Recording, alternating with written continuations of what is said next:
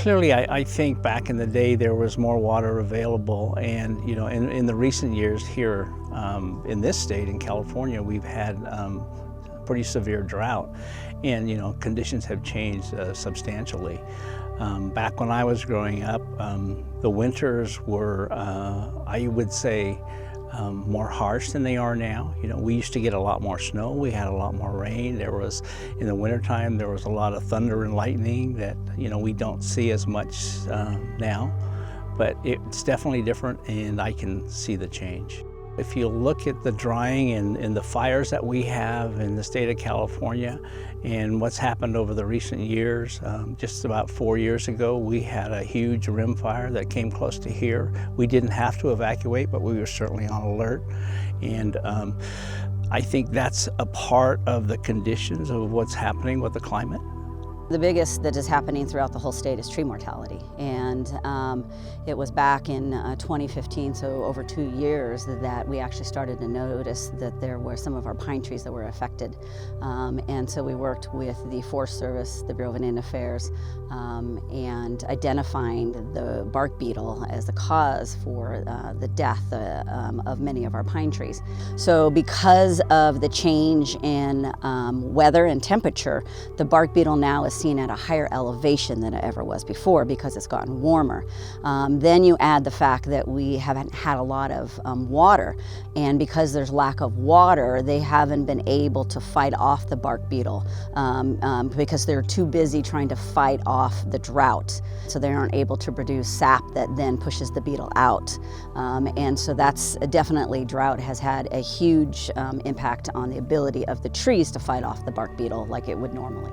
You see it all around you. You see the dead trees, you see the grass crop, you see, the coloration of everything that takes place around you, and it's different. It's severely different.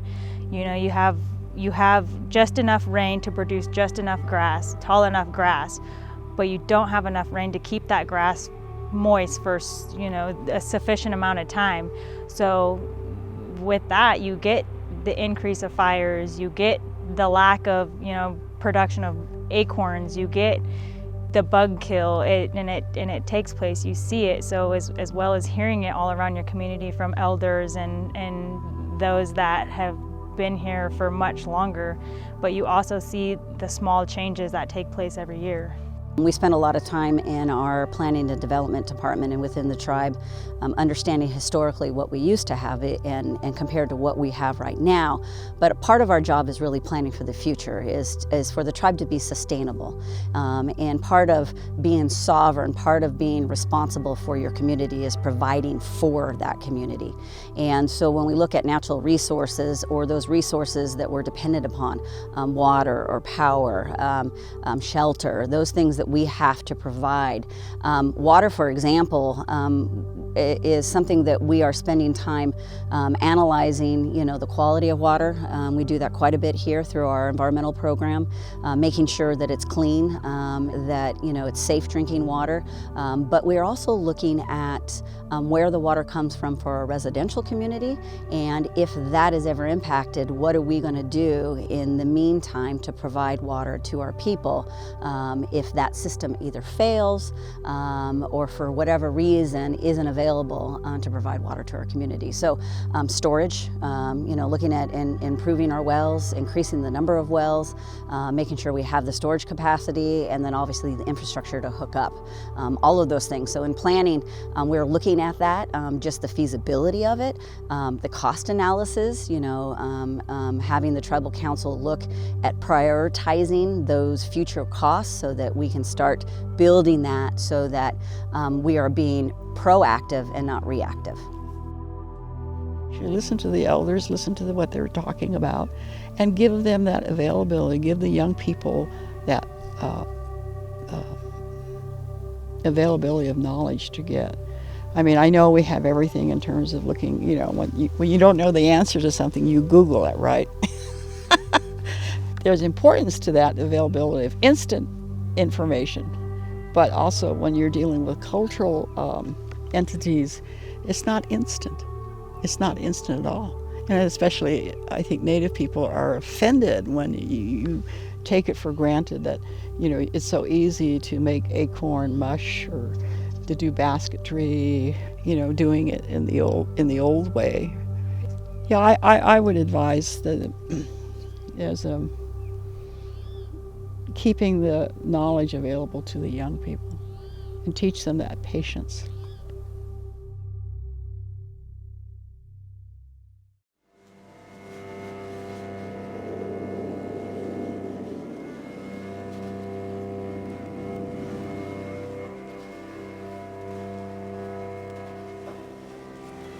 Well, I think climate change to us is a change in the normal patterns. And so time frames for many generations on the appropriate time to go gather materials and plants and food stuff and things like that have really been thrown off. And so it's hard. We're seeing less availability. We have seen the quality of those plants suffer in what they produce. Quality meaning like for our basketry materials, the shoots and the roots that we gather are having a hard time growing to the natural lengths and widths that we use. We're seeing things like our oak trees are not producing the amount of acorn that they used to. We're seeing the acorn not be as large. We've also seen a drastic increase in with the impact of pests, not only in our basketry material, but in our foodstuffs as well. So some specific changes where climate change has affected our native plants is in our sedge beds. Normally, when we get plenty of rainfall, the sedge beds kind of flood out, and then they bring in all those organic nutrients, things like that. And then when the water recedes, you have all that compost, all that mulch there, which feeds those native plants. And so without that being able to occur anymore, we have literally seen generations old sedge bed turn to weeds. We have witnessed stands and groves of black oak, which is what my tribe uses to gather acorns for our acorn soup. We've seen whole stands of oaks fall through things like sudden oak death syndrome. We have seen whole areas that used to be lush that are now just gone. Yeah, so what it means for us is a lot more time spent out in the field watching these plants, trying to pick them at just the right time.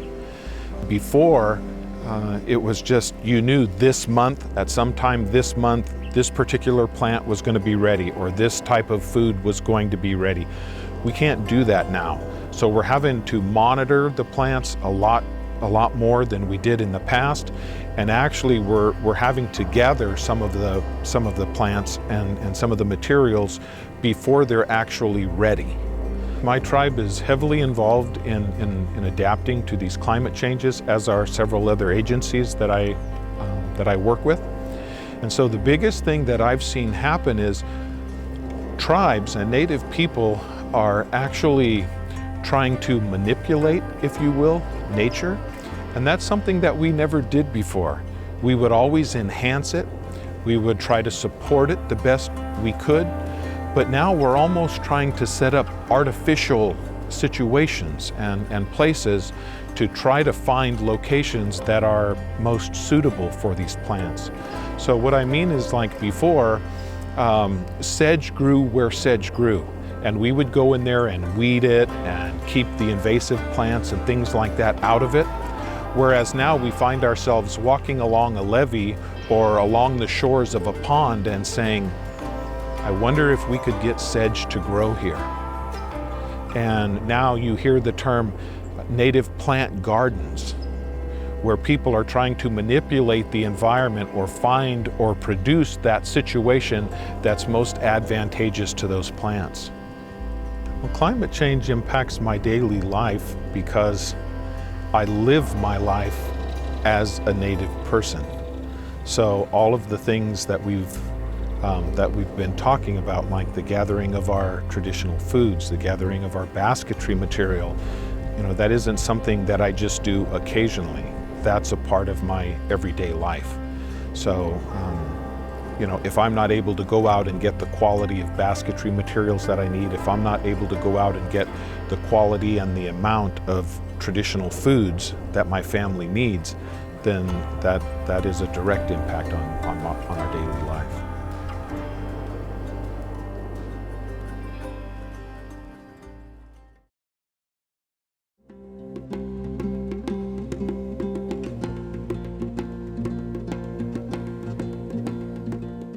You look on the maps of California Indians, and you see the tribal territories, and you'll see the Tabatelaba people. We had quite a bit of territory. It's beautiful because here we have the South Fork River, which runs right through the valley down there, and look how green it is. And the word for South Fork River is Kujibish Wanup, means South Fork River. When we look down there and you see that, it's beautiful. We're lucky to even still be here. Well, I used to go for a walk in the hills with my mother, and she would pick wild chia, and we would pick gooseberries, and she would say to take sand and throw it on the bushes. That way it will alert the rattlesnakes. And sometimes after a rain, she would go and get mushrooms. I think it probably doesn't grow it anymore because of the climate change. Dad used to take me over there in the 70s, and I remember the creeks running really deep, and that's where he'd pinpoint places where he would live, where they used to live when they were kids and so on and so forth. And he said the creek was a lot fuller then. These holes in the rocks there, they're used for grinding food. Acorns or nuts or seeds and things of that nature, and what they call slicks, and they'll use that to grind that into a fine powder. Yeah, this is a very unique area.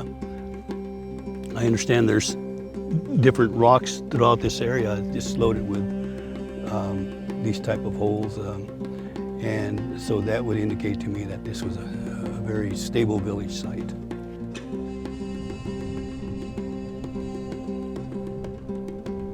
You know, we used to go just right back to Walker Pass and gather pine nuts, and there's none there anymore because the trees are dying.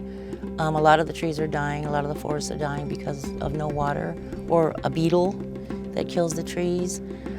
The beetle came and killed a lot of the pine nut trees, and all because of the drought, the environment, things are changing. And if you go up higher, like around the 5,000 foot, you'll see our pine nut trees, acres and acres of them dead. It's the gathering of the pine nuts, and like I said, there isn't any. You have to travel a long ways to go, like up Bishop area to gather. This particular area apparently was very green, very foresty when they were younger. Now look at it the way it is now. It's dry, and the infestation of the beetles and the drought and so on and so forth, it all adds to the kind of deterioration of the land. What we try to teach the kids is nature. No killing anything unless they're going to use it. If you're going to kill an animal, you better eat it. I mean, we just try to make them be as the best human beings that they can be. When it comes to nature, when it comes to their surroundings, take care of things, and that's all we can actually do to hopefully let them see. Right now they're a little bit too young to actually explain to them the changing of the earth and why it's so hot and why there's no rain, and we take them out to ceremonies, we take them out to gather, and teach them to leave offerings. You take something, you give something, and that's about the best we can do. Hopefully they'll grow up to be good human beings.